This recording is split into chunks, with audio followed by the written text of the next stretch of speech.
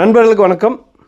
அரசு புறம்போக்கு நத்தம் இடத்துல வீடு கட்டி குடியிருக்கிறவங்களுக்கு ஒரு சந்தோஷமான செய்தி.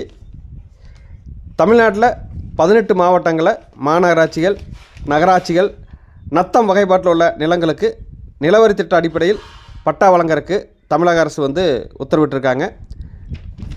கடந்த ஆகஸ்ட் 8ஆம் தேதி, அதாவது வெள்ளிக்கிழமை ஒரு ஜிஓ பாஸ் பண்ணிக்கிறாங்க.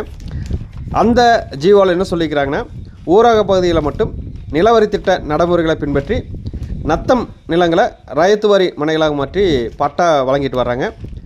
இது தொடர்பாக தமிழக வருவாய்த்துறை கடந்த வெள்ளிக்கிழமை ஒரு அரசாணை வெளியிட்டிருக்காங்க. அந்த அரசாணையில் தமிழகத்தில் மாநகராட்சி, நகராட்சி அந்த பகுதிகளில் ஆ பதிவேட்டில் கிராம நத்தம், வீடு, வீட்டுமனை என நிலங்கள் குறிப்பிடப்படுகிறது.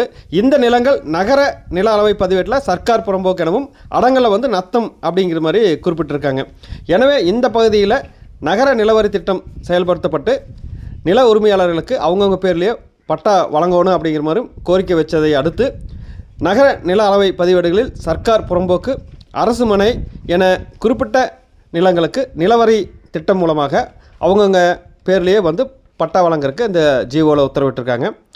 இதன்படி பார்த்திங்கன்னா, செங்கல்பட்டு, கரூர், நாமக்கல், கிருஷ்ணகிரி, தருமபுரி, திருவாரூர், கோவை, மதுரை, தேனி, தென்காசி, சிவகங்கை, திண்டுக்கல், வேலூர், ஈரோடு, சேலம் இதுவரை 18 மாவட்டங்களில் உடனடியாக 22,076 சர்வே எண்களுக்கு உட்பிரிவுகளுக்கு உட்பட்ட அந்த நிலங்களில் வசிக்கக்கூடிய அந்த மக்களுக்கு சம்பந்தப்பட்ட கோட்டாட்சியரோட அனுமதி பெற்று நத்தம் நிலவரி திட்டத்தின் கீழே அந்த உரிமையாளர்களுக்கு பட்டா வழங்கலாம் அப்படிங்கிற மாதிரி அந்த ஜிஓவில் சொல்லியிருக்காங்க.